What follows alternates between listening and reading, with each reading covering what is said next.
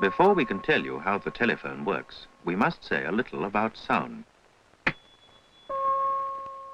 Sound waves consist of small and rapid changes in air pressure. The number of changes per second is called the frequency of the sound. To reproduce sound, we need a diaphragm.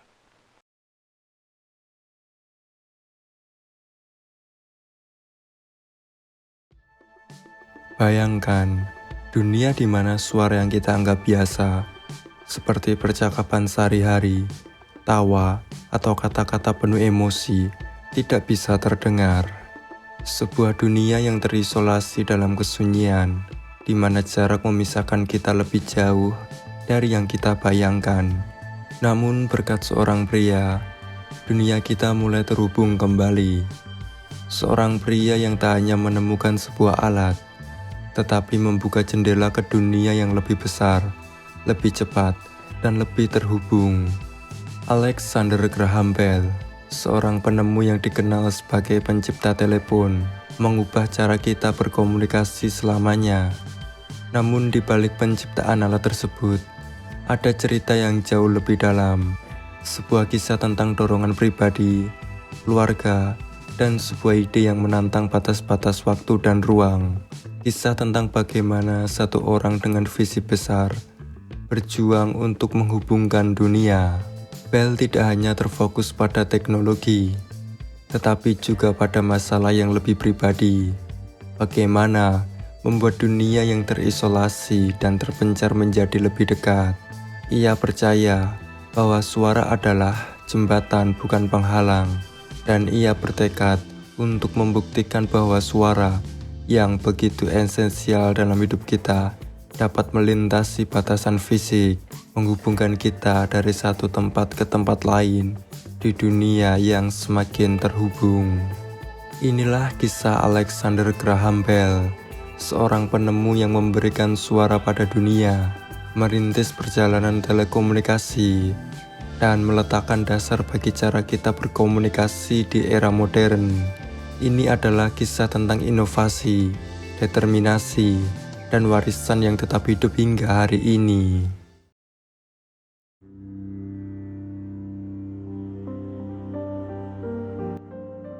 Alexander Graham Bell lahir pada tanggal 3 Maret 1847 di Edinburgh, Skotlandia, sebuah kota yang kaya akan sejarah dan pengetahuan, tempat di mana pemikir besar lahir.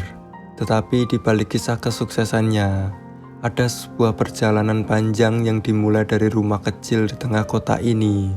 Sebuah rumah yang dipenuhi dengan suara-suara yang sangat berarti, namun seringkali tidak terdengar oleh orang-orang di sekitarnya. Bell dilahirkan dalam keluarga yang sangat peduli dengan dunia suara.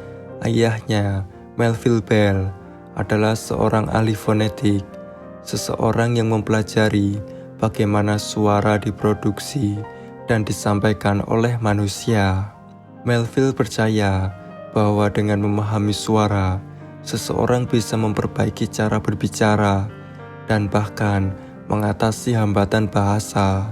Tapi mungkin yang paling penting adalah pengaruh dari ibunya, Eliza Grace Simons. Ibu Bell adalah seorang wanita yang tuli sejak usia 12 tahun. Akibat penyakit yang merusak pendengarannya. Bagi Bell, ibu adalah inspirasi utama dalam perjalanan hidupnya. Beliau belajar untuk berkomunikasi dengan ibunya menggunakan sistem bahasa syarat, serta berusaha memahami dunia yang sepertinya terisolasi bagi ibunya. Eliza tidak hanya menjadi ibu yang penuh kasih, tetapi juga guru yang membuka mata Bell terhadap potensi komunikasi.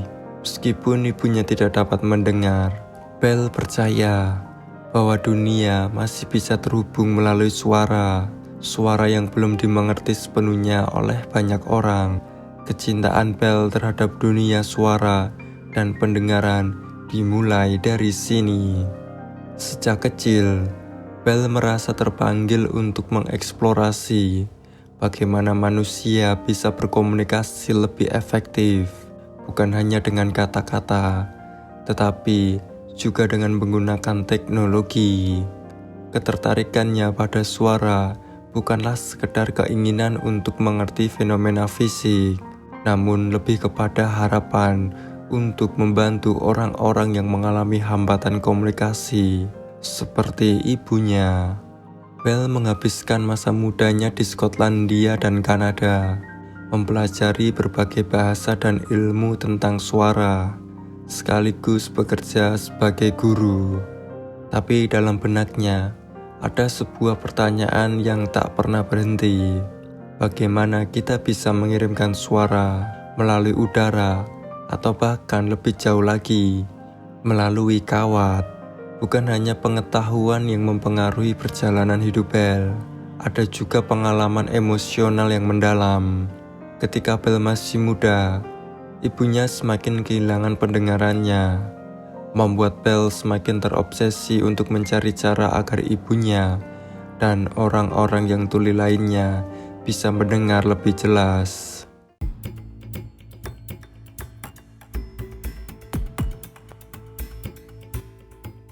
Meski lahir di Skotlandia, perjalanan pendidikan Bell dimulai dengan langkah-langkah yang tidak biasa.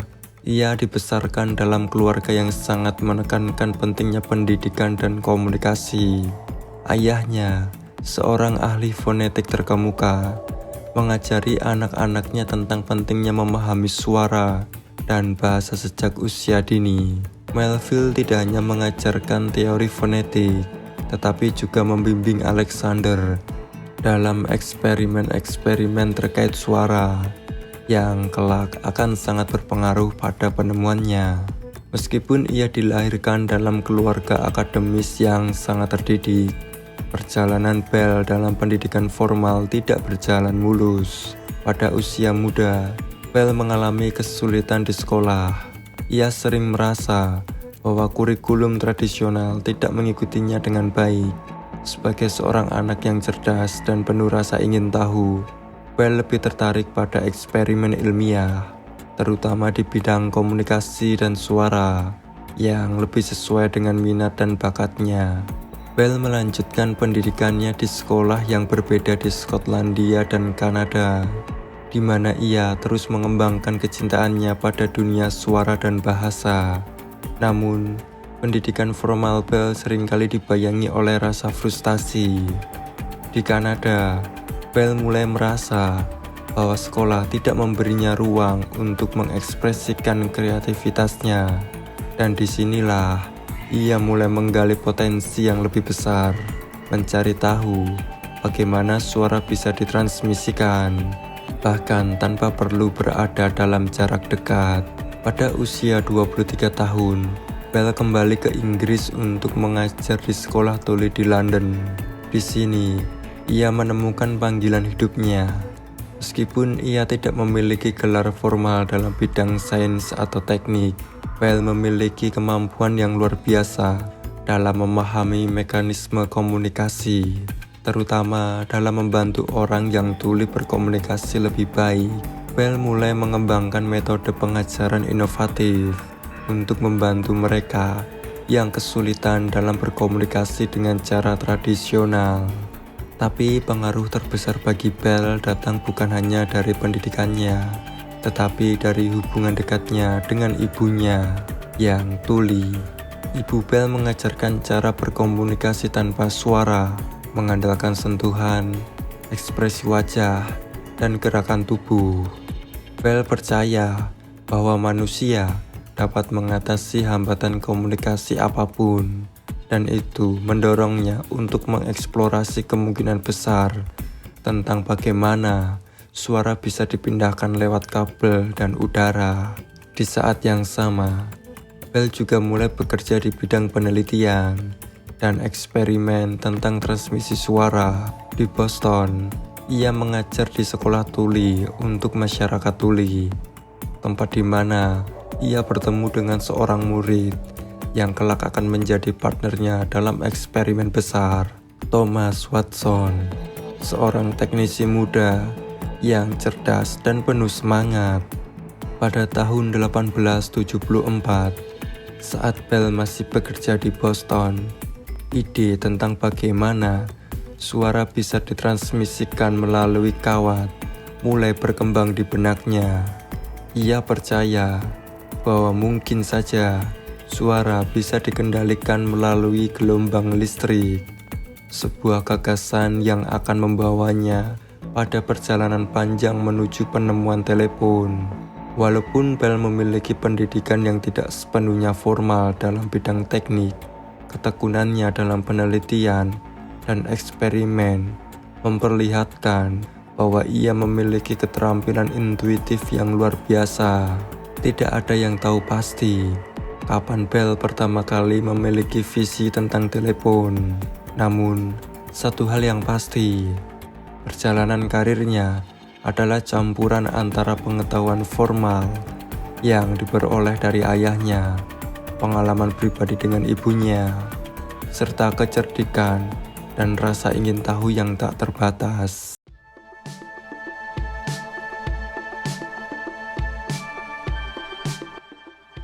Bell merasa ada peluang untuk mengubah cara orang berkomunikasi dengan pengetahuannya tentang fonetik, ilmu yang mempelajari suara. Ia mulai berimajinasi tentang kemungkinan untuk mengubah suara menjadi sinyal listrik yang bisa dikirimkan melalui kawat. Bell yakin bahwa setiap suara adalah gelombang listrik yang dapat dikendalikan, diubah, dan dikirimkan.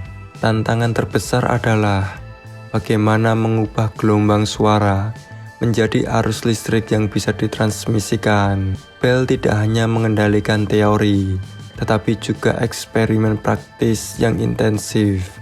Bersama dengan Thomas Watson, seorang teknisi muda yang bekerja dengannya, Bell mulai serangkaian eksperimen di ruang laboratorium yang sempit, menggunakan berbagai alat dan instrumen yang primitif. Mereka mencoba banyak cara, dari pemanfaatan magnet hingga menggunakan membran tipis sebagai pengubah suara menjadi arus listrik. Setiap percakapan yang mereka uji, setiap kata yang mereka coba kirimkan melalui kawat, selalu gagal. Namun, Bell tidak pernah menyerah. Salah satu eksperimen yang paling ikonik adalah ketika Bell akhirnya berhasil mengirimkan suara melalui kawat yang berbunyi sangat sederhana, namun menjadi langkah penting dalam sejarah. Mr. Watson, come here, I want to see you. Itulah momen bersejarah yang menandai kelahiran telepon. Pada tanggal 10 Maret 1876, Bell berhasil mengirimkan suara pertama kali melalui kawat dengan kata-kata yang akan dikenal sepanjang sejarah. Dalam percakapan pertama yang tercatat, Bell memanggil Watson yang sedang berada di ruang lain, dan kata-kata sederhana itu diterima dengan jelas. Namun, pencapaian ini bukanlah akhir dari perjalanan Bell. Meskipun ia telah berhasil mengirimkan suara pertama kali, Bell masih harus mengatasi banyak hambatan teknis sebelum telepon bisa digunakan secara luas. Tantangan berikutnya adalah bagaimana membuat alat ini bisa diproduksi massal dan dioperasikan oleh masyarakat luas. Belum lagi, ia harus menghadapi skeptisisme yang datang dari banyak kalangan, terutama dari mereka yang masih meragukan apakah suara benar-benar bisa dikirim melalui kawat dan apakah telepon akan benar-benar berguna. Pada tahun 1877, Bell dan timnya mulai menyempurnakan desain telepon, memperbaiki kualitas suara dan kejelasan sinyal. Dalam waktu yang singkat, telepon mulai menarik perhatian pengusaha dan perusahaan besar. Bell sendiri, yang pada awalnya tidak terfokus pada keuntungan finansial, akhirnya harus berhadapan dengan dunia bisnis yang penuh persaingan dan ketegangan. Namun, jalan Bell menuju kesuksesan tidak mudah. Di saat yang bersamaan, beberapa penemu lain, seperti Elisha Gray, mengajukan klaim yang sama mengenai penemuan telepon. Ini memicu persaingan hukum yang sengit, yang akhirnya mengarah pada kemenangan hukum Bell pada tahun 1879. Ia mendapat paten untuk penemuannya, dan pada tahun yang sama, Bell mengirimkan telepon pertama ke publik, sebuah alat yang akan mengubah cara kita berkomunikasi selamanya.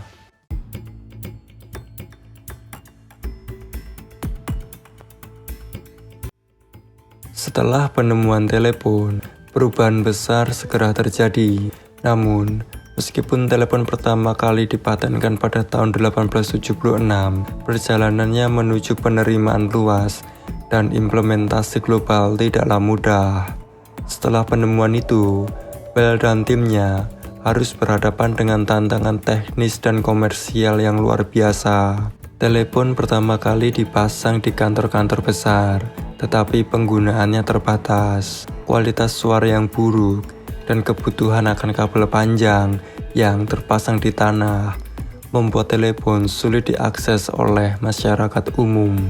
Bell tetap bersemangat untuk mengembangkan teknologi yang lebih lanjut. Pada akhir abad ke-19, telepon telah berkembang pesat. Para insinyur mulai memperbaiki kualitas suara, memperkenalkan sistem telekomunikasi berbasis kabel, dan penciptaan saluran telepon yang lebih praktis. Salah satu langkah penting dalam perkembangan ini adalah penciptaan perusahaan Bell Telephone Company pada tahun 1877 yang menjadi cikal bakal dari perusahaan telekomunikasi besar di dunia. Tetapi dampak dari penemuan telepon Bell tidak hanya terbatas pada kemajuan teknologi. Penemuan ini telah mengubah cara kita berinteraksi dengan dunia. Komunikasi yang sebelumnya terbatas pada surat menyurat atau kurir fisik kini menjadi instan dan mudah. Telepon membuka jalan bagi komunikasi yang lebih cepat antara keluarga, teman, dan mitra bisnis. Ini adalah awal dari era di mana informasi bisa bergerak lebih cepat dari sebelumnya. Dampak telepon juga lebih jauh daripada itu.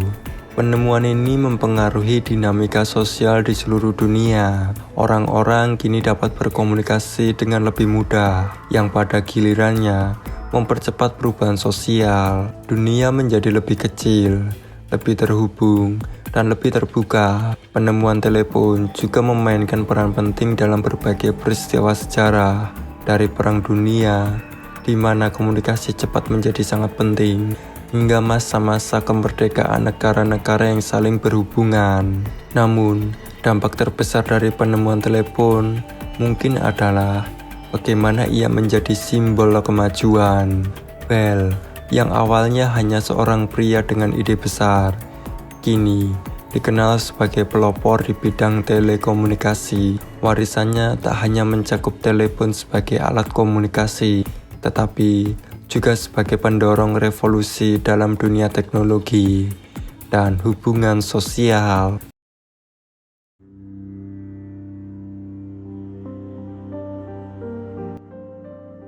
Meskipun Alexander Graham Bell dikenal sebagai salah satu penemu terbesar dalam sejarah, perjalanan hidupnya tidak selalu mulus. Seperti banyak inovator lainnya, Bell menghadapi tantangan besar, baik dari segi hukum, etika, maupun kritik terhadap beberapa gagasannya. Dari sengketa paten hingga perdebatan tentang hak-hak tunarungu, inilah beberapa kontroversi dan tantangan terbesar yang dihadapinya. Pertama, sengketa paten telepon. Siapa yang sebenarnya menemukan telepon? Penemuan telepon pada tahun 1876 bukan hanya pencapaian besar, tetapi juga memicu dari salah satu sengketa paten terbesar dalam sejarah Amerika. Saat Bell mengajukan patennya pada 14 Februari 1876, hanya beberapa jam sebelumnya, seorang penemu lain bernama Elisha Gray juga mengajukan dokumen yang hampir serupa. Ini menimbulkan pertanyaan, siapa yang sebenarnya menemukan telepon lebih dulu? Gray mengklaim bahwa idenya tentang harmonic telegraph yang menggunakan getaran listrik untuk mengirimkan suara sebenarnya sudah ia kembangkan sebelum Bell. Karena paten Bell diajukan terlebih dahulu, ia mendapatkan hak eksklusif atas teknologi ini. Perdebatan ini berujung pada lebih dari 600 tuntutan hukum terhadap Bell yang harus berjuang keras mempertahankan klaimnya sebagai penemu telepon. Pada akhirnya, pengadilan memenangkan Bell. Namun, banyak yang percaya bahwa teknologi Gray dan Bell memiliki terlalu banyak kesamaan, sehingga ada kemungkinan Bell mendapat inspirasi dari ide pesaingnya. Kontroversi ini masih diperdebatkan oleh sejarawan hingga hari ini.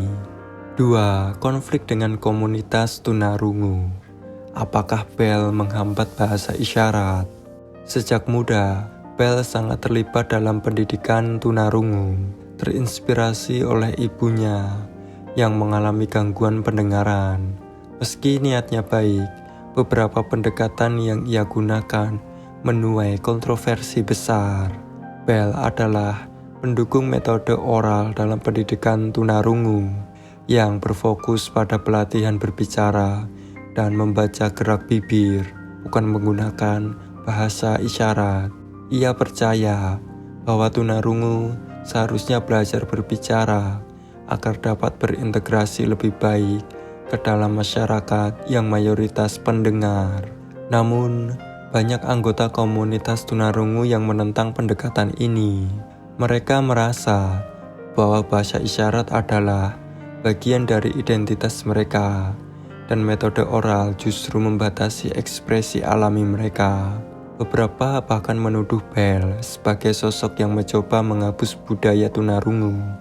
Hingga kini, perdebatan tentang metode terbaik dalam pendidikan tunarungu masih berlangsung. Ketiga, tuduhan mendukung eugenika. Apakah Bell berpihak pada program sterilisasi? Selain kontribusinya di bidang teknologi dan pendidikan, ada sisi gelap dalam sejarah Bell yang seringkali terlupakan. Ia diketahui pernah terlibat dalam gerakan eugenika, sebuah gagasan yang bertujuan untuk meningkatkan kualitas genetik manusia melalui seleksi keturunan. Pada tahun 1883, Bell menyampaikan makalah di National Academy of Science, di mana ia menyarankan bahwa pernikahan antar penyandang tunarungu sebaiknya dihindari agar gangguan pendengaran tidak diwariskan ke generasi berikutnya. Meskipun ia tidak secara langsung menyerukan sterilisasi paksa, banyak yang melihat gagasan ini sebagai bentuk diskriminasi terhadap tunarungu. Kemudian, ide eugenika yang awalnya berbasis teori menjadi kebijakan yang lebih ekstrim di abad ke-20, termasuk program sterilisasi paksa di beberapa negara. Meskipun Bell tidak pernah mendukung langkah-langkah sekeras itu, hubungannya dengan gerakan eugenika tetap menjadi noda dalam warisannya. Keempat, tantangan teknologi. Apakah telepon awalnya gagal? Meski kini kita melihat telepon sebagai teknologi revolusioner, pada awalnya tidak semua orang yakin bahwa penemuan Bell akan berhasil. Saat pertama kali diperkenalkan, banyak orang menganggap telepon sebagai alat yang tidak praktis dan terlalu mahal. Para investor awal lebih tertarik pada telegram yang sudah terbukti sukses. Bahkan, Presiden Rutherford B. Hayes pernah berkomentar setelah mencoba telepon, "Ini adalah penemuan yang hebat, tetapi siapa yang menggunakannya?" Sebuah pernyataan yang kini terdengar ironis. Butuh bertahun-tahun sebelum telepon akhirnya diterima secara luas, terutama setelah infrastruktur komunikasi berkembang dan harga menjadi lebih terjangkau. Ini adalah bukti bahwa bahkan inovasi terbesar pun bisa menghadapi penolakan di awal kemunculannya.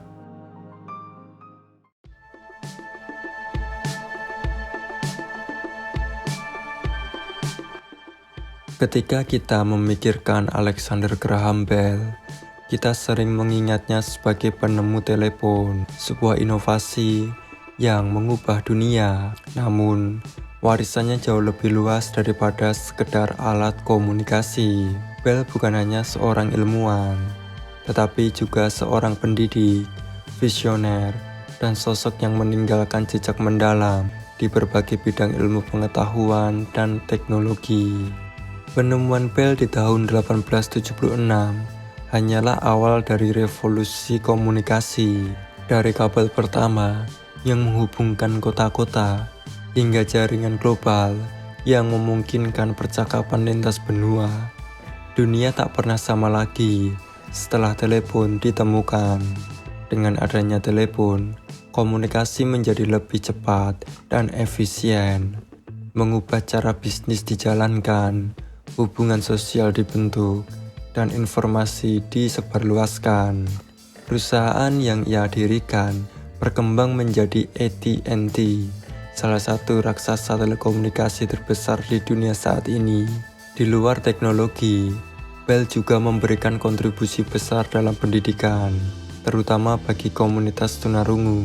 Ia mendirikan dan mendukung berbagai institusi yang berfokus pada pendidikan anak-anak dengan gangguan pendengaran, termasuk Clark School for the Deaf dan Alexander Graham Bell Association for the Deaf and Hard of Hearing yang masih aktif hingga sekarang. Meski pendekatan Bell dalam pendidikan tunarungu mendapat kritik, tak bisa disangkal bahwa ia berusaha membuka lebih banyak peluang bagi mereka yang mengalami kesulitan mendengar.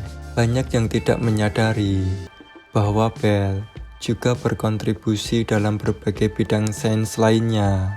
Ia terlibat dalam penelitian mengenai penerbangan, membangun prototipe pesawat dengan Aerial Experiment Association, bahkan menciptakan desain awal untuk hidrofoil, perahu berkecepatan tinggi yang mengapung di atas air menggunakan prinsip aerodinamika. Meskipun namanya lebih dikenal di dunia komunikasi, Bell adalah seorang ilmuwan sejati yang tak pernah berhenti mengeksplorasi dan menciptakan. Hari ini, kita hidup di dunia yang terhubung oleh teknologi komunikasi, telepon rumah, ponsel, internet, dan jaringan satelit. Semua ini bisa ditelusuri kembali ke satu titik awal, percakapan pertama melalui telepon yang diciptakan oleh Bell. Karyanya tidak hanya mempengaruhi cara kita berkomunikasi, tetapi juga bagaimana kita belajar, melakukan bisnis, dan membangun masyarakat. Bahkan setelah lebih dari 1 abad sejak kematiannya, nama Bell tetap dihormati sebagai salah satu pionir dalam sejarah ilmu pengetahuan dan teknologi. Jadi, setiap kali kita mengangkat telepon, mengirim pesan, atau melakukan panggilan video, kita sedang merasakan dampak dari seorang pria yang lebih dari seabad yang lalu berani bermimpi tentang masa depan yang lebih terhubung. Alexander Graham Bell tidak hanya menciptakan alat komunikasi, ia membentuk dunia yang kita tinggali hari ini.